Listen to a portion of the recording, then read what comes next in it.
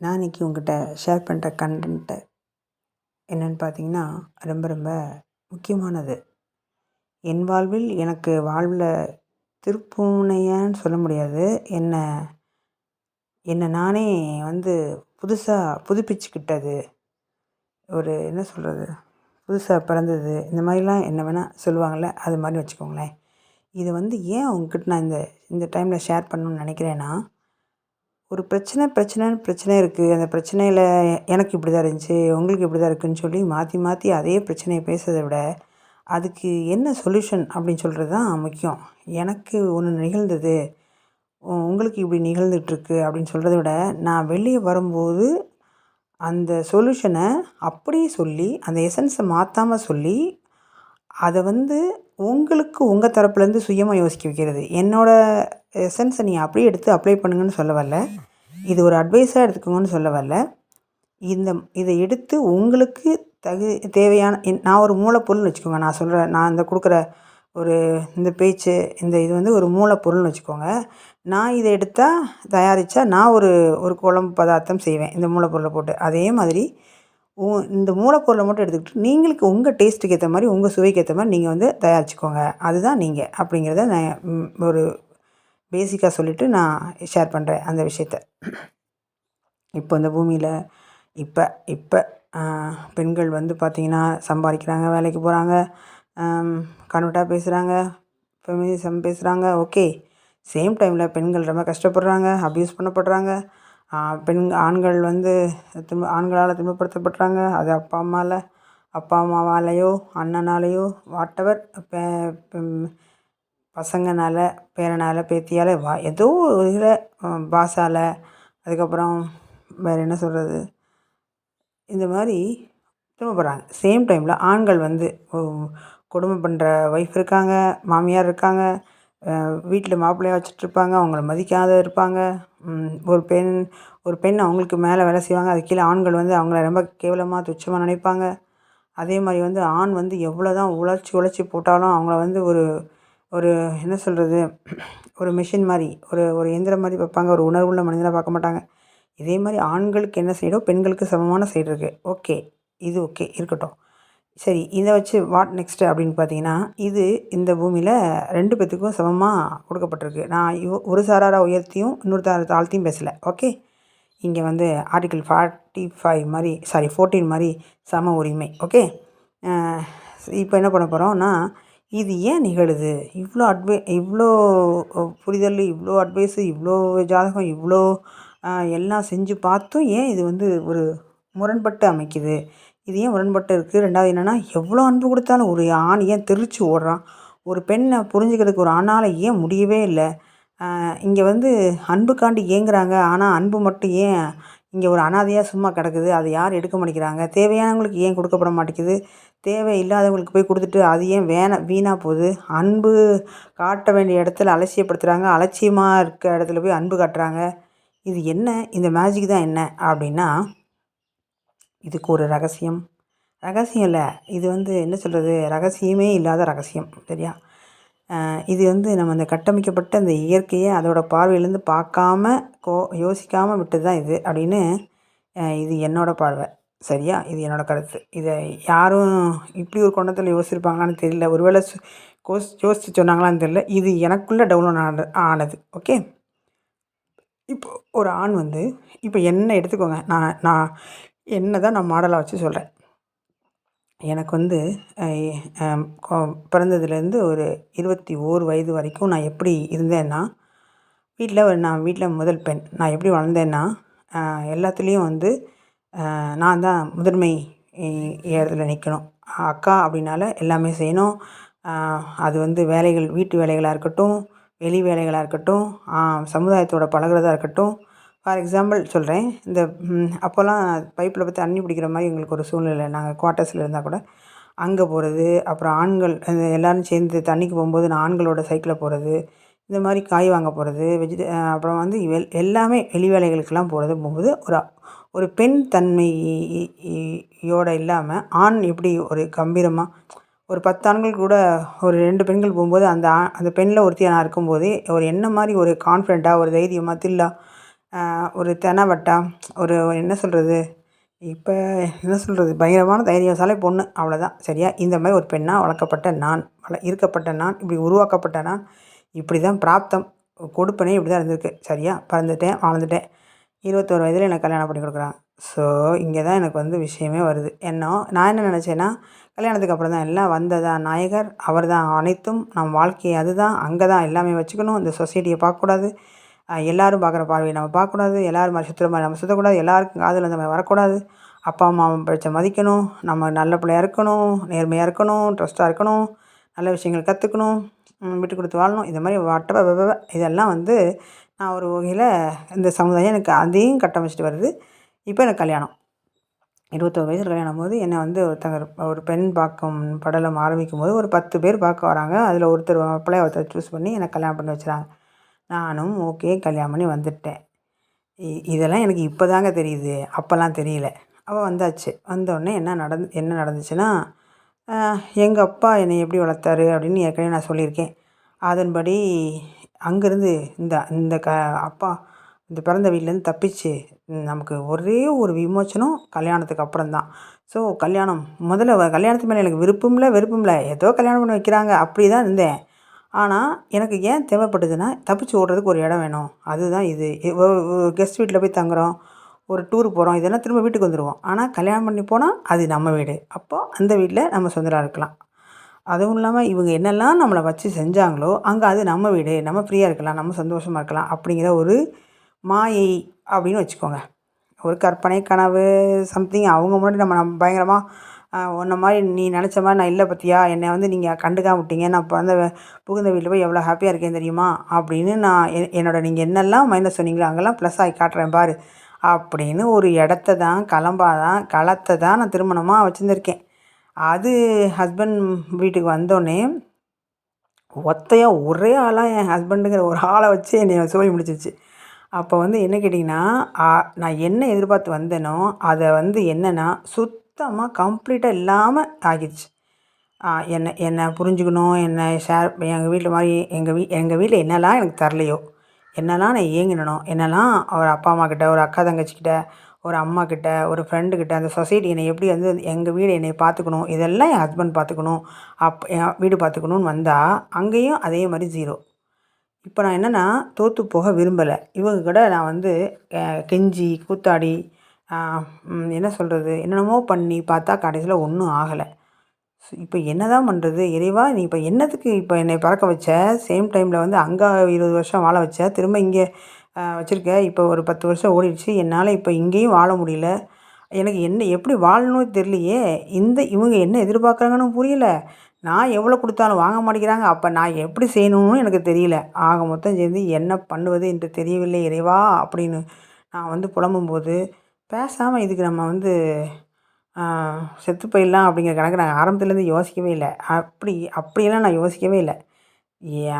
அந்த கட்டத்தில் நான் கொஞ்சம் கூட யோசிக்கவே இல்லை. ஆனால் நான் ஒரு நம்பிக்கை மட்டும் வச்சுருந்தேன், ஏதோ எனக்கு இறைவன் பின்னாடி வச்சுருக்கான், இந்த காரணம் இல்லாமல் இது நடக்கலைங்கிற மட்டும் ஆணித்தரமாக உள்ளுக்குள்ளே ஒரு லைட் எரிஞ்சிக்கிட்டே இருக்குது எனக்கு. ஆனால் அது இப்போ நடந்துடும் அப்போ நடந்துடும் சொல்லி ஒரு 15 வருஷமாக கடந்து வந்துட்டேன். இப்போ தான் அந்த லைட் எரிஞ்சதுக்கு இப்போ தான் அதோட ரிஃப்ளெக்ஷன் அது புரியுது. அந்த புரிஞ்ச காலத்திலே நான் இப்படி பேச வேண்டிய சூழ்நிலையும் வந்துருச்சு. அதனால் பேசுகிறேன். என்ன நடந்துருச்சு அப்படின்னு சொன்னால், எனக்கு நான் பிறக்கும்போது இருந்த தன்மையும் நம்ம உடலுக்குள்ளே ஒரு பெண்ணாக இருந்தாலும் ஆண் இருக்காங்க இல்லையா? நான் என்னை மட்டும் ஃபஸ்ட்டு சொல்லிடுறேன். நான் வந்து ஒரு பெண் தான். ஆனால் 60% ஆணும் 40% பெண் தன்மையும் உள்ள ஒரு பெண்ணாக நான் சொசைட்டியில் வரேன். அதுதான் என்னை வந்து ஆண் மாதிரி தைரியமானவளாக இந்த இது செஞ்சுருக்கு. அதே சமயத்தில் நான் உருவத்தில் பெண் தான்.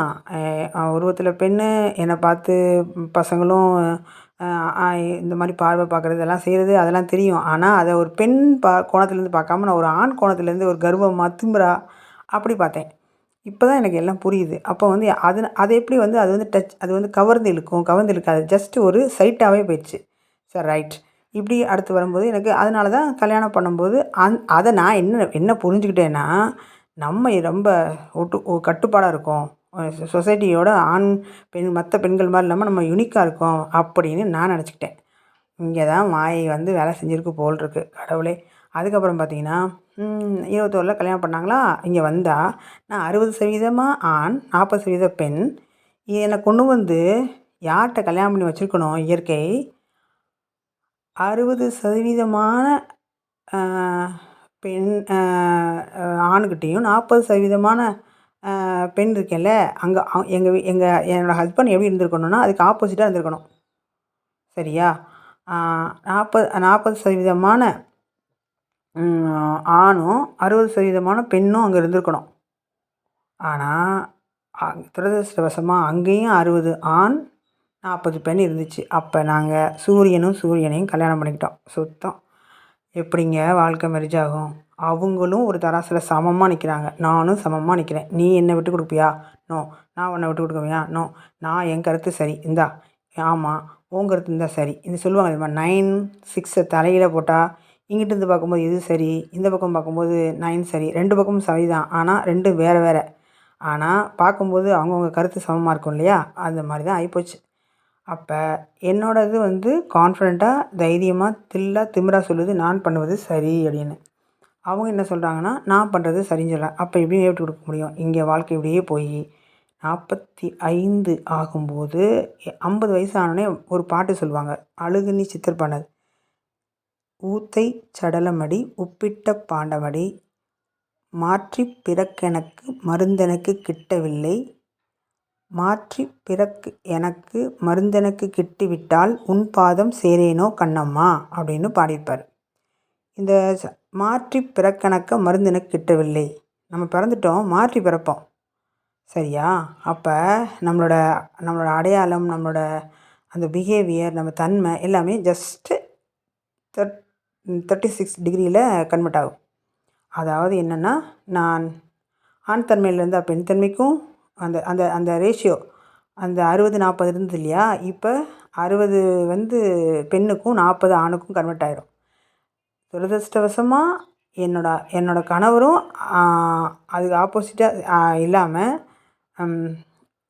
ஹரிசாண்டலாக இல்லாமல் வெர்டிக்கலாகவே சமமாக வந்துட்டோம். அதாவது என்னென்னா 2 பேரும் இணையாகவே வந்துட்டோம் அப்படின்னா மாற்றம் கடைசி வரைக்கும் வரவே வராது. இவங்க வாழ்க்கையில் இப்படி தான் இருந்துச்சு சாவாங்க.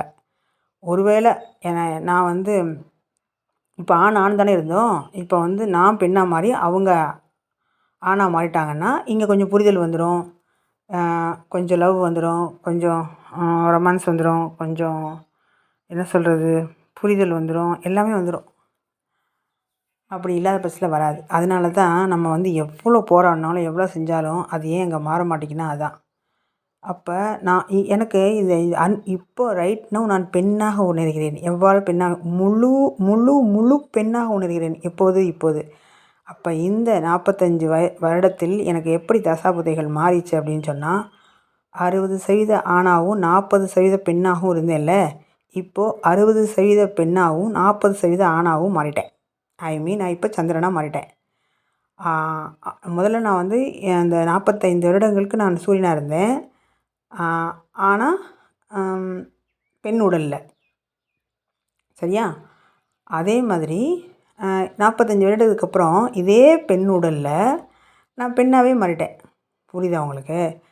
இந்த தன்மை தான் ஔவையாருக்குள்ளேயும் நிகழ்ந்திருக்கு, காரைக்கால் அம்மையாருக்குள்ளேயும் நிகழ்ந்திருக்கு. சரியா?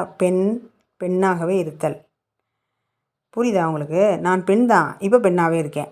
ஆனால் கல்யாணம் பண்ணும்போது அந்த 45 வருடங்கள் முன்னாடி நின்றுருந்தேன், பெண் உடலில் ஆண் இருந்துச்சு அதிகமாக. அதே மாதிரி கணவருக்கும் இப்படி எதிர் திசையில் இருக்கும்போது என்னன்னு கேட்டிங்கன்னா 2 பேரும் மெர்ஜ் ஆகாது, இணையாது. புரியுதா உங்களுக்கு? கடவுள் எதுக்கு இதை கொடுத்தாரு?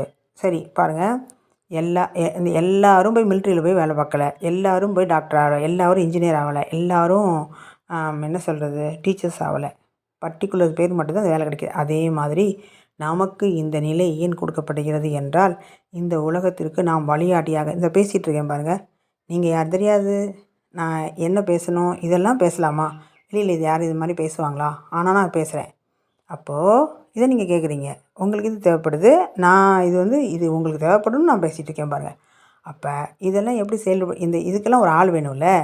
இதுக்கு தான் எங்களை மாதிரி ஆளை இந்த மாதிரி பிறக்கும்போதே பிறக்க வச்சுருக்காங்க. நான் அந்த கல்யாணத்தில் போய் நான் எப்படி சிக்கிக்கிட்டேன்னா, ஒன்றும் இந்த நேரத்தில் உங்களுக்கு ஒன்று சொல்லணும். இந்த மற்ற மாதிரி இந்த ரீல்ஸோ, இந்த இன்ஸ்டாகிராமு, ஃபேஸ்புக்கு, வாட்ஸ்அப்பு, அப்புறமா என்னது யூடியூப், இந்த மாதிரிலாம் கணவன் ஹக் பண்ணுறது என்ன, அவங்கள கேர் பண்ணுறது என்ன, அவங்கள என்ன சொல்கிறது, அவங்கள அப்படி பயங்கரமாக கொஞ்சுறது என்ன, இதெல்லாம் பார்க்கும்போது நம்ம கண்ணில் தண்ணி வரும். நமக்கு மட்டும் இல்லைன்னு வரும் அப்படின்னு எல்லா பெண்களும் புலம்புவாங்க. ச்சே, வாழ்க்கையில் நமக்கு இந்த மாதிரி ஆண் பெண் அதிர்ஷ்ட அடுத்த ஜென்மத்திலேயாவது கிடைக்கணும் அப்படிலாம் வேண்டும். ஐயங்க சுத்த மாயங்க. ஐயையோ கடவுளே!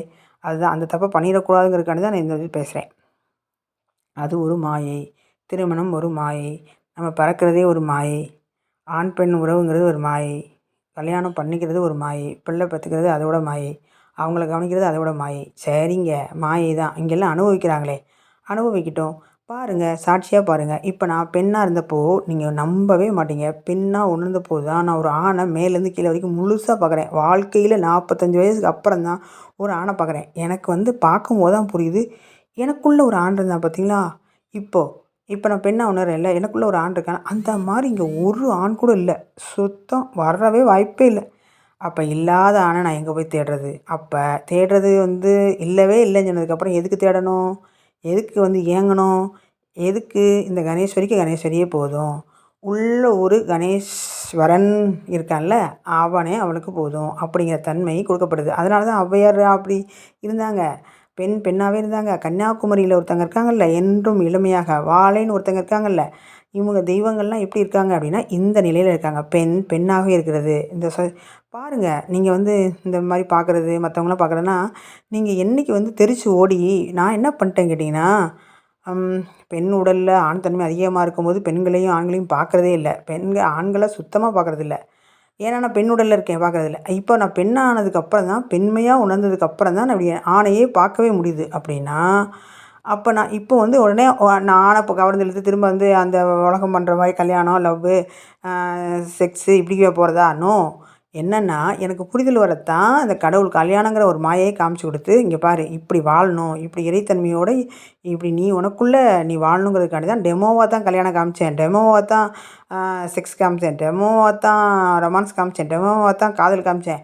நீ அதை பார்த்துட்டு அதுதான் நிஜம்னு நினச்சிக்கிட்டு நீ அதை தேடி அது பின்னாடி ஓடினா காணல் நீர் தான் அப்படின்னு சொல்லி புரிய வச்சு தெளிய வச்சு என்னை மந்திரிச்சு விட்டது தான் ரைட் நவ். இந்த டைமில் போய் நான் ஒரு புது ஆணை தேடி இப்போ நான் பெண்ணாக வளர்ந்துருக்கேங்கிறக்காண்டி இப்போ தான் வளர்ந்துருக்கேங்காண்டி தர முடியுமா? இல்லை, எனக்கு இப்போ தான் நான் உள்ள புதுசாக ஒரு ஒரு எப்படி எப்படி வாழணுங்கிறத கண்டுபிடிச்சிருக்கேன். டிவைன் ஹஸ்பண்ட் கண்டுபிடிச்சிருக்காங்க. நான் டிவைன் பெண்ணாக உணர்கிறேன். அப்போ டிவைன் பர்சனுக்கும் எனக்கும் தான் மேரேஜ் ஆகுமே ஒழிய நான் வெளியிலேருந்து ஒரு ஆணை கல்யாணம் பண்ணிக்கணும்னு எனக்கு அவசியமே இல்லை. இந்த பக்கம் வரும்போது உங்களுக்கும் புரிதல் கிடைத்துவிடும். ஆதலால் தாங்கள் இக்கோணத்தில் பார்த்து நீங்கள் என்ன செய்யுங்கன்னா, தயவு செய்து ஏங்கிறத விட்டுட்டு அவனை மாற்றுறதை விட்டுப்போட்டு நீங்கள் அவனுக்கு போய் அன்புக்கு ஐயோ ஏதாவது கிடைக்குமா அப்படின்னு தாங்கிறத விட்டுட்டு நீங்கள் உங்களுக்குள்ளேயே பாருங்கள்.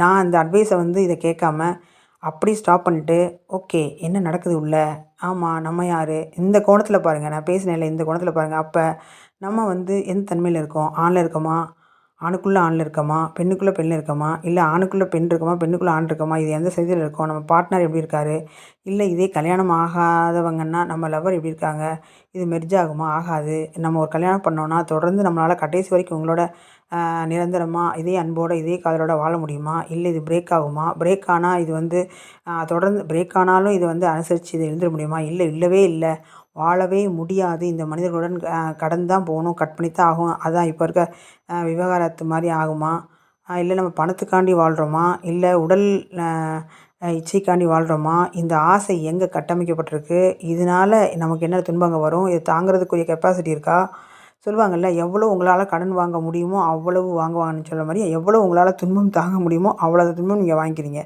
ஸோ இதெல்லாம் ஆசை இச்சை, இதை உணர்ந்தால் மட்டும்தான் நான் கூறுவது உங்களுக்கு புரியும். சரியா? இந்த கோணத்தில் பாருங்கள், எனக்கு ரொம்ப பெரிய வித்தியாசமாகவும் உணர்வாகவும் இருந்துச்சு. நான் எனக்குள்ளே உள்ள பெண்மையை நான் உணரும்போது எனக்குள்ளே இருக்கும்போது அது எப்படி அப்போ இது வரைக்கும் நம்ம பெண்மையே இல்லையா, நம்ம கல்யாணம் ஆயிடுச்சு, அப்புறம் ஒரு குழந்தை வந்துச்சு, இதெல்லாம் என்னென்னா அதெல்லாம் ஒரு மாயை தாங்க. அது ஒரு சும்மா என்ன சொல்கிறது, அது எப்படி அந்த வார்த்தையை போட்டு நான் உங்களுக்கு எக்ஸ்பிளைன் பண்ண தெரில.